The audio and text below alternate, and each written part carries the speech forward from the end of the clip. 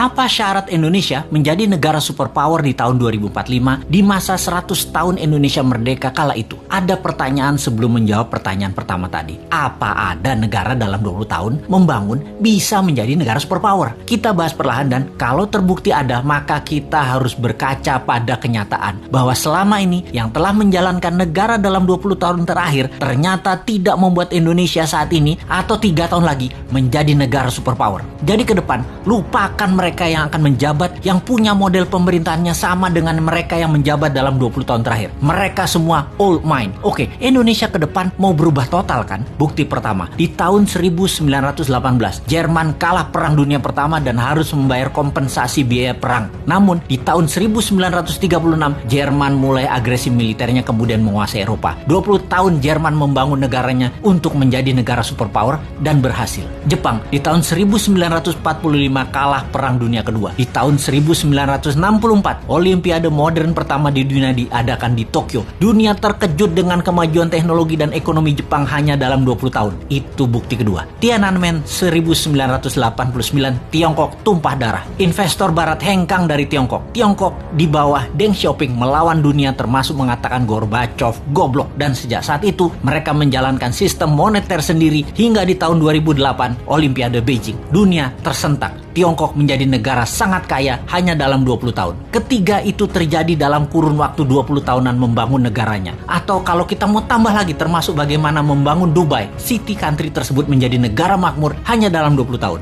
Kembali ke Indonesia. Bagaimana kita melihat Indonesia dalam 20 tahun terakhir? Siapa saja pemimpinnya? Apakah mau lagi dengan mereka-mereka dan orang-orang yang sepemahaman dengan mereka? Kita detailkan. Selama 20 tahun terakhir siapa yang menjabat? Mereka adalah 3 tahun Ibu Mega, 10 tahun Pak SBY, dan 7 tahun ini Pak Jokowi. Apakah dalam 20 tahun ini Indonesia seperti Jerman setelah Perang Dunia Pertama menjadi negara superpower? Apakah Indonesia menjadi negara maju modern seperti Jepang setelah Perang Dunia Kedua? Dan 20 tahun ini apakah Indonesia menjadi negara maju seperti Tiongkok setelah Tiananmen di tahun 1989?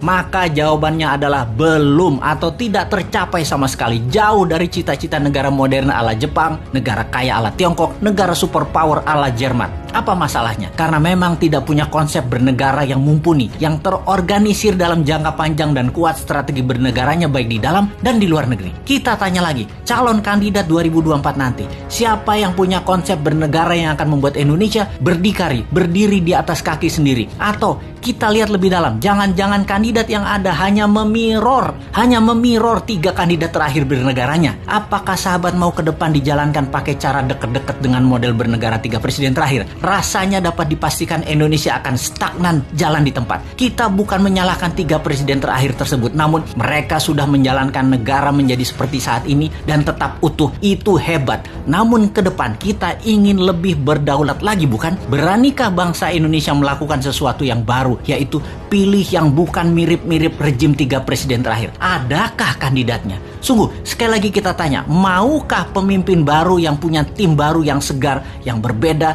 dan berani melawan arus utama perpolitikan lokal serta internasional, atau tetap memilih mereka yang saat ini ada di dalam etalase yang semuanya memirror 3 presiden terakhir di Indonesia? Kalau saya pribadi, saya capek dengan yang ada. Akan terukur sekali pencapaiannya kalau kira-kira dengan para kandidat yang ada saat ini. Bagaimana menurut sahabat? Siapa yang bisa membuat Indonesia menjadi negara superpower di tahun 2045 itu?